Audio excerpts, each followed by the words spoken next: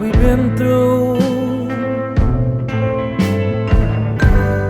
Men come in different shades. To me, this is an administrative problem, right? So, you know, the administration should be the ones in trouble, not the kids. You know, I mean, this thing right here should have been nipped in the bud a long time ago, and now they find out about it now. I mean, the OIA should have taken care of this. Why? Because I spend money going to all these games, I support these things, and then halfway through the season they tell me that all the stuff that I've done is no good. Yeah. Okay, the OIA has a product, which is the football game, right? And I go and buy that product. Now halfway through the season they say that product is defective. I should get a refund for that product, right? So that's my heartburn with this. I mean, I don't have a son that plays for the team, but I am, you know, alumni, you know, of the school. So there should be a system in place where all of this stuff is taken care of and not wait until something happens and then they try to figure it out. Why is it that 6 principals got together? Why wasn't all the principals in the high schools? You know, why didn't they get together and discuss this whole thing? Because it doesn't only affect those 6 schools, it affects the whole OIA. So somebody sitting over there made a command decision and it hurts everybody around in my community. So that's why I'm here to support these guys. I have no kids on the team, but I'm here to support the community. What would be the best case scenario? The best case scenario is every school should have a compliance officer, right? Before the season starts, they should have a compliance officer that goes through every kid's eligibility. If he's eligible, play. If he's not eligible, then don't play. But halfway through the season, they find out that he's not eligible, fire the compliance guy because it's his job, right? Not the kid, okay? And then if you're in high school and you're old enough to participate in all the stuff that's going on, you should be allowed to participate, right? Because when you go to high school, everybody gets together, go to a dance, you want to go to the dance too. Yeah.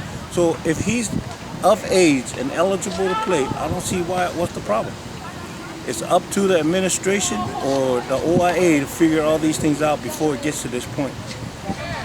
And that's my biggest heartburn is it's gotten to this point without no recourse for all the kids who've obeyed the rules. Yeah. You know, they did everything that they could in order to be eligible, to be able to play in this kind of thing. So what's their recourse? Why are they being punished? So, you know, there's a lot of things that we have a heartburn with, but my biggest one is the administration should have done their job. What would be the worst case scenario? Well, this is the worst case scenario. They can't play anymore. Okay? Now, we could be bitter about this, file a lawsuit and say, cancel the state and then nobody can play, you know, then that makes us look petty, right? But the thing is, I don't know what we're here for today, but we shouldn't be here to try to cancel anything. We should just be here to support the kids and try to get them an opportunity to play. Now, if they can't play, then we shouldn't try to stop anything else from happening, to me personally, right?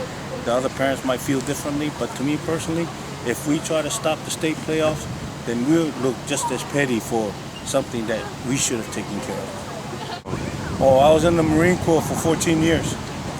Yeah, so you learn how to, you know, give and take, you know how to get away with things, and you don't know what you can get away with and what you can't get away with. Yeah, there's no compromise in that scenario. No, sometimes no, but then you know how to make things work for yourself when there's, you know, when a rule is a rule. Yeah.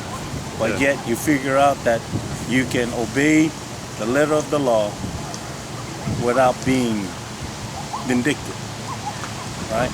So, and I don't know what that would have entailed in this case, because I don't know the ins and outs of, you know, what happened inside the administration. What kid, you know, was it actual, what, you know. I wasn't there, so I can't say, but from the rumors I'm saying, it shouldn't have happened. It shouldn't have gone this far. You were saying that you'd be willing to help out if there's a need for volunteers to oversee this kind of thing. Well, I'm pretty sure there are people like me, not so much have a lot of free time, but do have free time that are willing to go and help out with, you know, compliance issues. Okay, I know that, I guess the NCAA, they have compliance officers at each school that sees that, you know, these guys are complying with the kids GPA, their courses, and then they're not taking money. So I don't see why the high schools don't have something like that. And parents are willing to help out, and I don't see why they can't ask for the parents' help on this kind of thing, because it only happens in, at the beginning of each sport. Once they figure it out, there should be no problem after that. You go and you check out the background of each kid at the beginning of each school year or sports year, and then that should be it. You file the report, and then if anybody has a heartburn with that, take it up then at the beginning of the year, not at the back end at the back. So. Good. Yeah, thanks. All right. Thank you.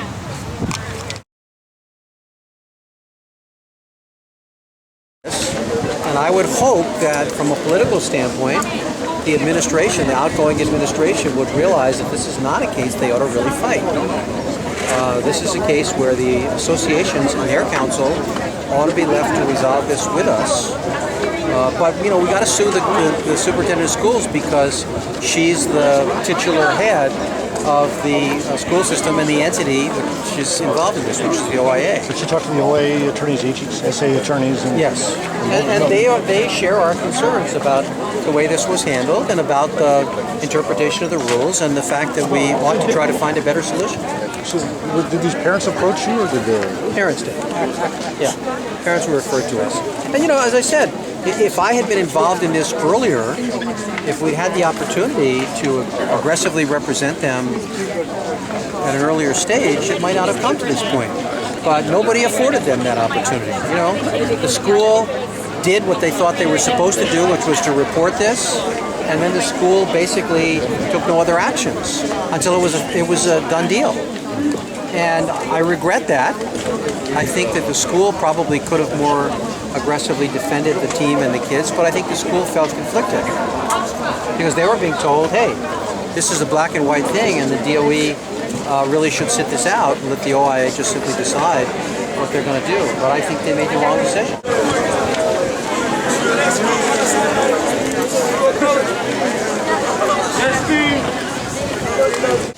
We're doing this without being paid. We're doing this because we think it's the right thing to do. And that's the kind of practice we run. So, I'd get paid for working on the furlough cases. I don't get paid for a lot of the things we do. We do them because we want to do them. So if the best case scenario happens, they get to play. The benefit to you is completely... Well, I hope I get a free ticket to the game. All right, thank you, Mr. Sides. Just wanted to say. Oh.